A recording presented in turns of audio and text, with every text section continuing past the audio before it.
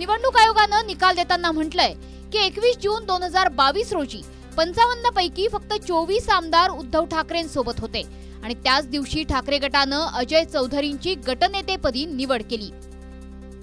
Supreme कोर्टानं सत्ता संघर्षाचा निकाल देताना अजय चौधरींची गटनेते म्हणून निवड योग्य ठरवली, तर मुख्यमंत्री शिंदेंची गटनेते म्हणून निवड बेकायदेशीर असल्याचं म्हटलंय। विधानसभा अध्यक्ष राहुल नार्वेकरांनी निकाल देताना सुप्रीम कोर्टाची निरीक्षणं बदलली। राष्ट्रीय कार्यकारिणीलाच पदावरून हटवण्याचा अधिकार असून एकट्या ठाकरेंना नाही, असं नार्वेकर म्हणाले।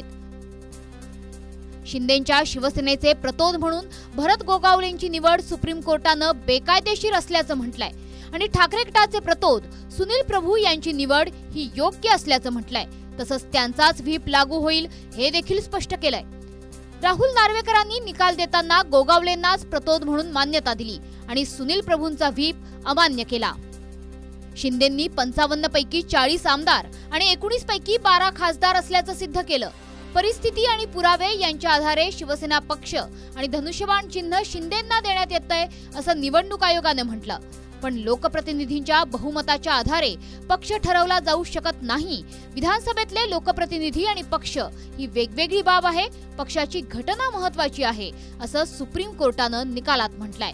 मात्र नार्वेकरांनी निकाल देताना म्हटलंय की बहुमतात असलेला विधिमंडळ पक्ष हाच राजकीय पक्ष आहे।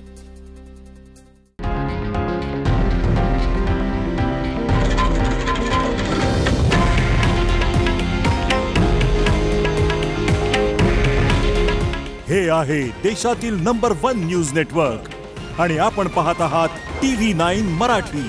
काळजी तुमची, हित महाराष्ट्राचं।